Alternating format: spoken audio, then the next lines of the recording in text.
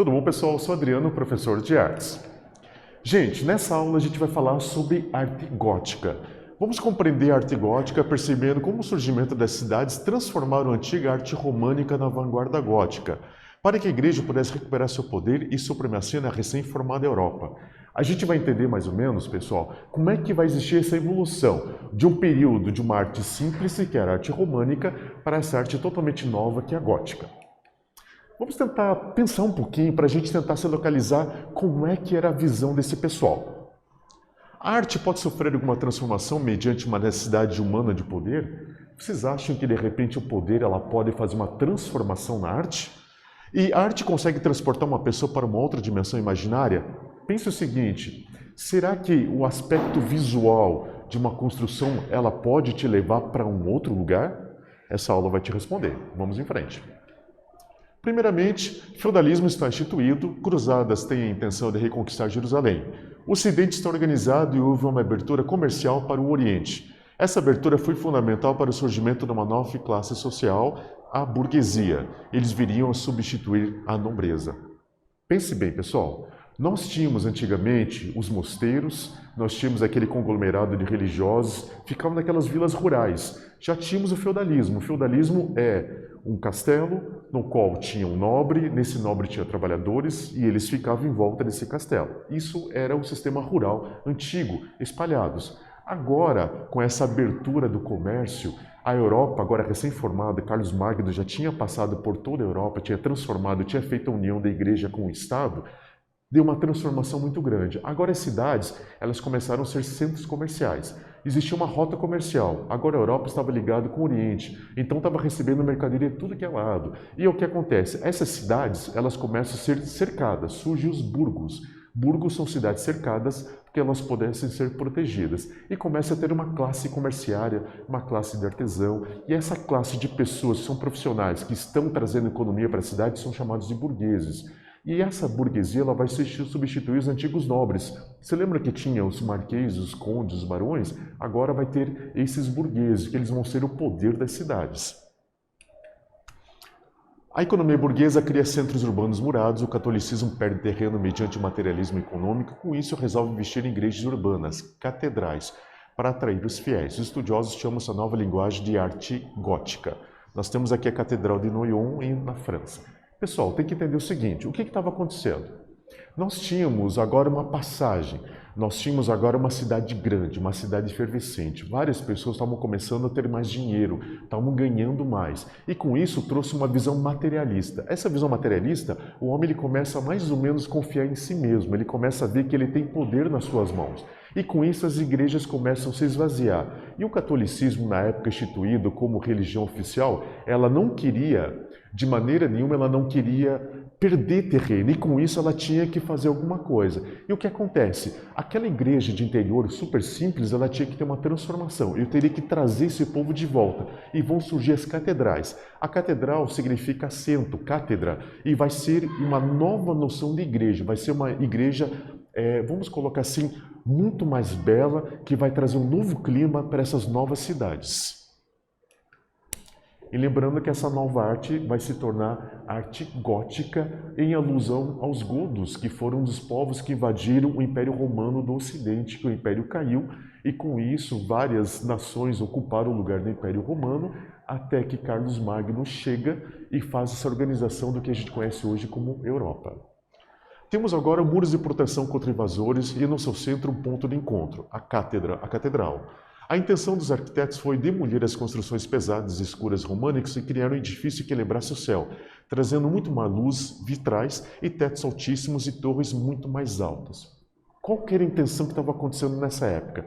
Nós tínhamos uma igreja românica que ela tinha paredes grossas, poucas aberturas, era um local que por fora era muito simples e por dentro trazia uma certa grandiosidade. Então ele tentava retratar a Bíblia. A simplicidade por fora, a grandiosidade por dentro. Só que agora a igreja ela vê a necessidade de fazer o quê? Fazer uma construção grande, uma construção que transportasse a pessoa para o próprio céu. Então eles resolveram isso trazendo inovações e trazendo a verticalidade. Então eles queriam fazer o quê? Vitrais. Eles queriam trazer a luz para dentro desses prédios. Trouxeram os arcos quebrados, aqueles arcos que eles fazem aquela ponta parecida uma bala. Então, com isso, está resolvido o problema do peso, nós temos paredes mais finas e agora esses vitrais são aberturas de grande luz. Se lembra que falamos nas aulas anteriores que nós tínhamos o óculo, que era aquele buraco que ficava na parte de cima das construções romanas que entrava a luz? Agora esse óculo fica na parte frontal das igrejas e nós temos os vitrais. Vitrais são vidros com chumbo no qual é pintado à mão e a luz entra e ilumina todo esse ambiente e vai dar uma essência nova, uma essência de céu. E isso exatamente para atrair os fiéis para dentro das igrejas para que elas venham novamente a ser repletas como antes. Opa! Ok, pessoal. Vamos tentar lembrar um pouquinho que a gente viu até agora, então. Vamos fazer uma perguntinha. Qual foi a intenção da arquitetura gótica em relação ao fiel que visitaria uma igreja? O que eles queriam que esse fiel sentisse quando entrasse numa igreja? Responde para mim, eu estou aguardando vocês. Até daqui a pouquinho.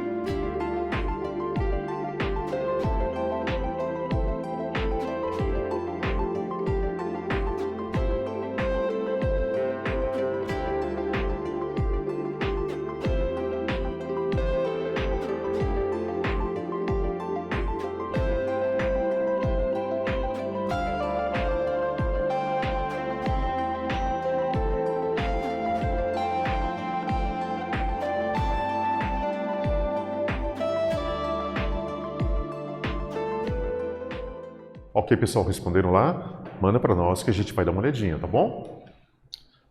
Seguindo, gente, agora o que acontece? Nós vamos ter o início da arte gótica. As cidades francesas pareciam competir entre si na construção de suas próprias catedrais. Mas tudo isso começou quando Abade Suger não convidou o bispo de Paris, Maurice de Sully, para a inauguração da Catedral de Saint-Denis.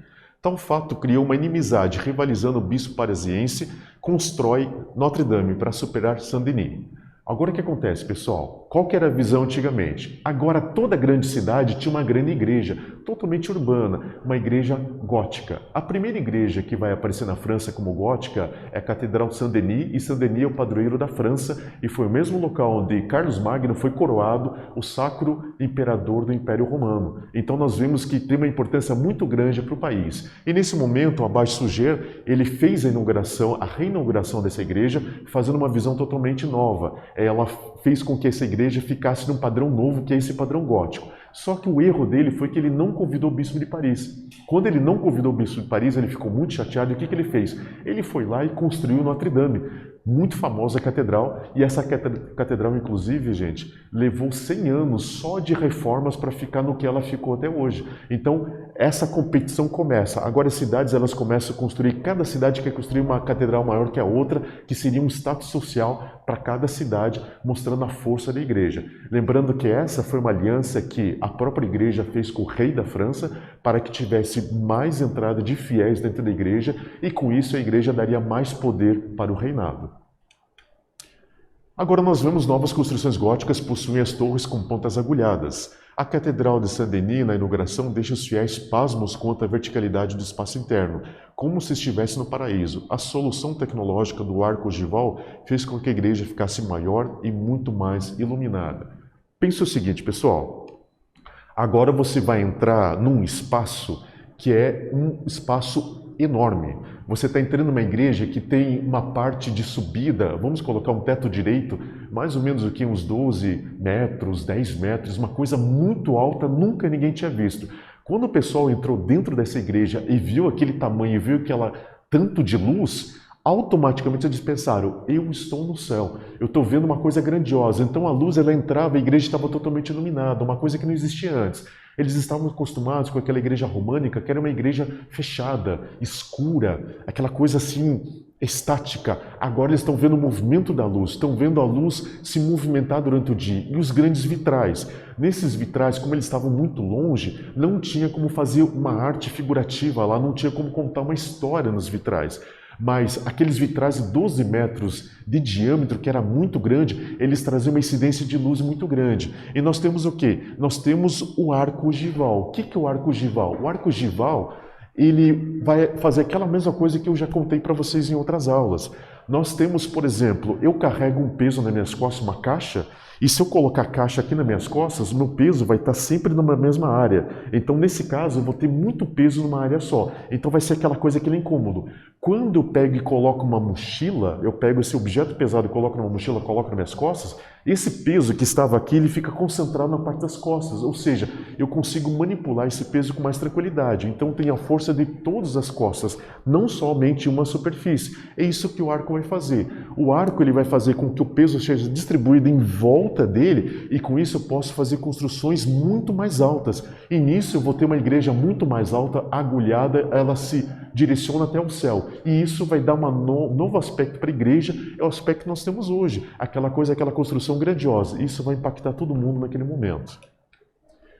Como eu já falei, o arco ogival somente no formato dele, mais pontiagudo, possibilitou que a igreja fosse mais alta, utilizasse menos matéria-prima, matérias mais finas e janelas maiores. Agora repare, com essa formatação como se fosse uma agulha, como se fosse uma bala, eu tenho paredes grandes e finas. Com essas paredes finas significa o quê? A parte interna da igreja está muito maior. Não preciso de colunas, eu não preciso de paredes grossas, mas eu tenho uma liberdade. E aquela basílica romana, que eu tinha aquela nave central, aquelas alas laterais, eu tenho agora um espaço enorme de circulação. E com isso, eu tenho mais espaço para decoração e mais espaço para arte. Esse vai ser o impacto que nós vamos ter nesse modo de igreja agora.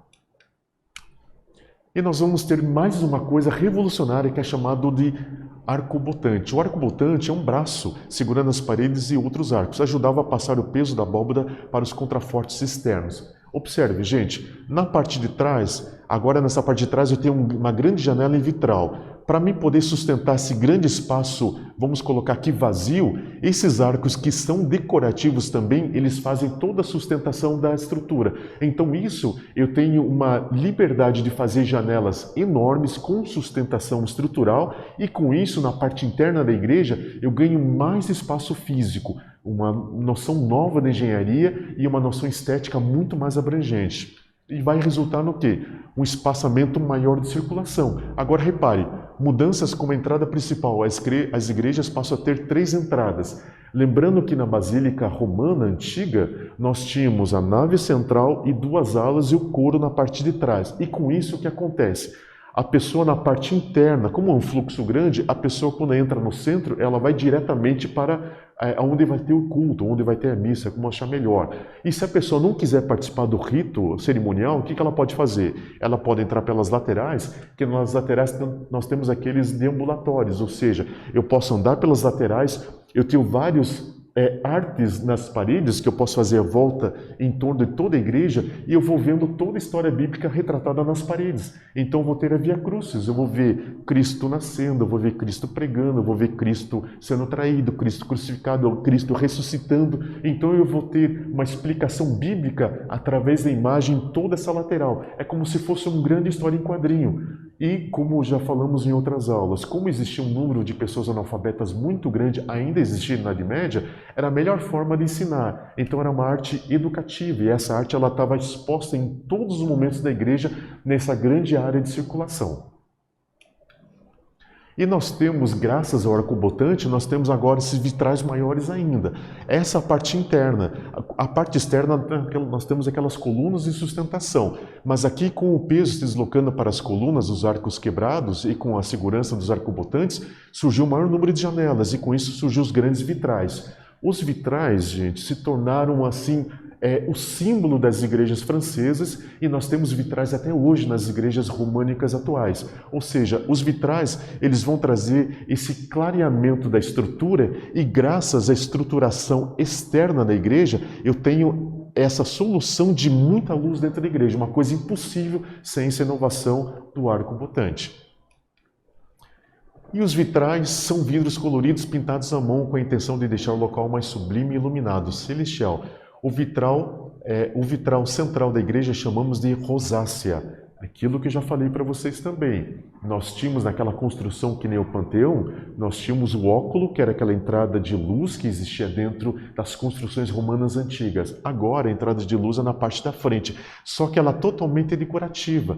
Então nós temos essa dinâmica geométrica que ela dá uma beleza fenomenal dentro da igreja. Inclusive quando a luz entra, ela vai fazer o reflexo da luz dentro da igreja, a iluminação, e essa rosácea ela vai estar dentro da igreja, ela vai estar se movimentando conforme o dia. Então se torna uma coisa muito bonita. E isso feito totalmente à mão, gente. E eu estou falando uma estrutura de 10 metros, 12 metros, 14 metros. E ela é feita com chumbo e com vidro. Totalmente artesanal. Ela dava uma beleza estonteante, principalmente quando o sol batia sobre esse vidro colorido e mesmo na parte de fora da igreja você via esse brilho grande, essa coisa que se destacava no meio da cidade. Ok? E nós temos também, gente, algo que tinha sido esquecido lá no período românico e que está vindo devagarzinho agora para a arte gótica, que são as esculturas. As esculturas são parte da arquitetura, sendo que a linguagem escultórica clássica tinha sido abandonada por causa do paganismo. E aos poucos começaram a ressurgir. Aparecem capitéis, tímpanos, gárgulas e quimeras. O que está acontecendo? Antigamente, a escultura estava muito ligada à religiosidade da Idade Antiga. Então, a Idade Média ela não queria ter nenhum contato com o paganismo, então ela esquece essa questão da escultura. Ela não quer que a escultura seja algo de culto, mas quer que a escultura seja esquecida de certo momento, porque ela pode trabalhar com os afrescos. Agora, com o surgimento do estilo gótico, que nós temos a luz, nós temos os vitrais, agora a escultura ela começa a vir devagarzinho, mas como meios de sustentação. Um meio decorativo não tão fiel ao real, mas ela está se tornando somente um ponto estrutural, alguma coisa que vai complementar exatamente os capitéis, vai complementar as colunas. Só que, devagarzinho, gente, o gótico ele vai trazer logo a escultura realista. Lembrando que quando a gente fala de gárgulas e quimeras, são elementos que estavam presentes dentro do paganismo, que a igreja está trazendo devagarzinho dentro da estrutura da igreja, como aqueles animais assustadores que ficavam no teto das igrejas, ou as gárgulas, que são aqueles escoadores de água, eles estão trazendo para que aqueles vamos colocar pagãos, mas são pessoas de outras religiões,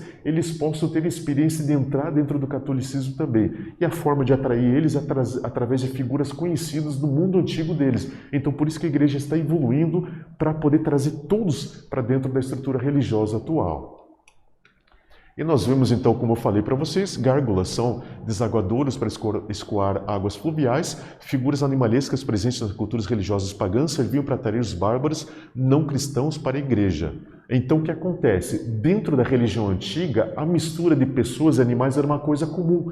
Então a religião rupestre, vamos colocar assim dessa forma, ela sempre admirou o poder dos animais, a força deles e associava a alguma característica humana. Então por isso nós temos esses mesclos e isso vai começar a aparecer dentro das igrejas para poder chamar a atenção dessas pessoas para que eles possam ver alguma coisa que os identifique. E, como eu já falei, as gárgulas tinham um desempenho e papel funcional na engenharia. As quimeras têm caráter decorativo, e a sua função era espantar demônios e proteger os fiéis. Elas fazem parte do sincretismo religioso de divulgação. Aquilo que eu já falei, as quimeras são seres mitológicos muito antigos e eles não têm nenhuma função estrutural de engenharia. Ele não funciona para nada, é somente decorativo. Mas quando uma pessoa que era de outra religião, de uma religião antiga, via essas figuras, ela pensava assim, eu já vi isso em algum lugar, eu vou entrar nesse lugar para ver o que tem lá dentro. Então atraía, era um marketing de atração que a igreja estava fazendo para trazer essas pessoas para dentro da estrutura. Ok, pessoal? Todas as informações que nós tivemos, vamos fazer uma perguntinha rapidinha para vocês? O que são vitrais e para que serve? Já falei para vocês. Se lembre que eu falei e respondo. Estou aguardando vocês. Até daqui a pouquinho.